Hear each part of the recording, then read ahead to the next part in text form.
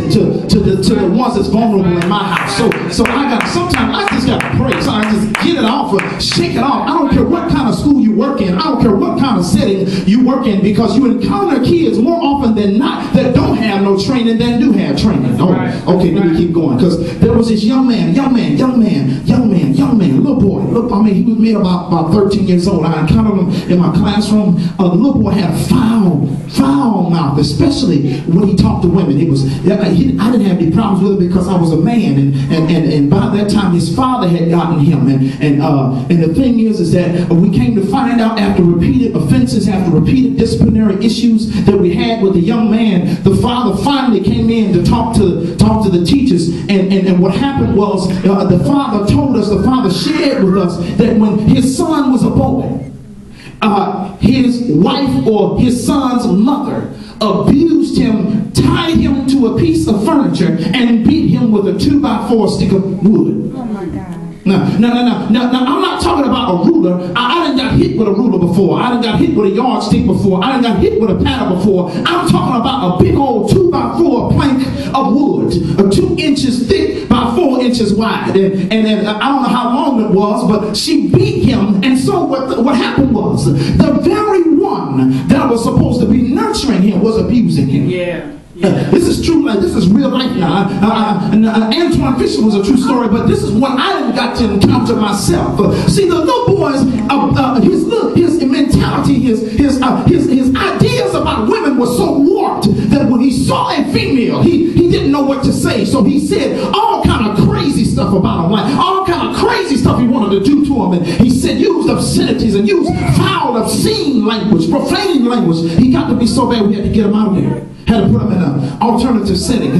Oh my God, he got so bad. And then have you ever seen? See, I just want to. You ever take somebody? You ever see somebody? You just want to shake them like this. You ever see somebody you want to take them by the shoulder and just shake them like this?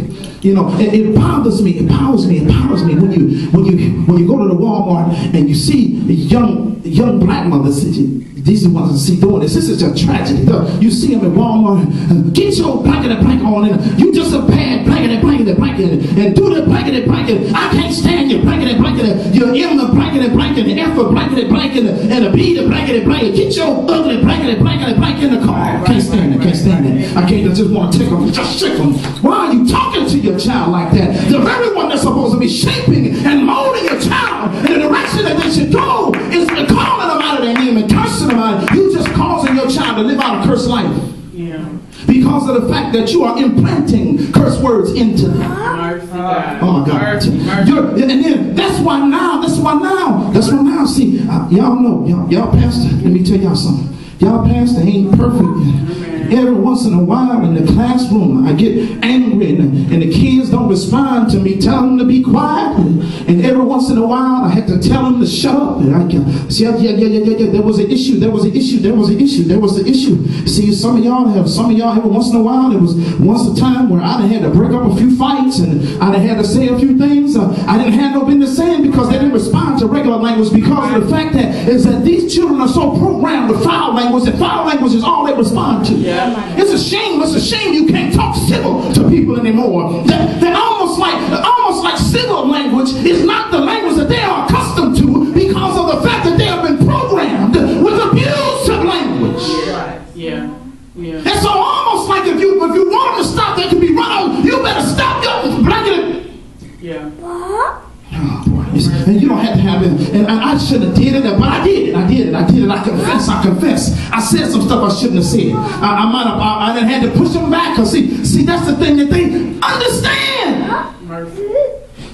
Cause I understand. Cause if I let them keep going, they would have hurt me or hurt somebody else. All right. So for my own self-safety, for someone else's self-safety, I had to do what I had to do to stop them. I'm telling you, I had to do it more than once. Public school, Catholic school, private school, whatever kind of school it is. A lot of these kids have been programmed with abusive language. Heard an issue. There was another issue, and I'm gonna move on. There was another issue where a mother. See, this is mothers. A lot of children are being raised by single parents, and And a lot of times, more often than not, the single parent is the mother. And a lot of times, the single mother is raising the son. And so therefore, I heard so many horror stories about, first off, there are two kinds. There are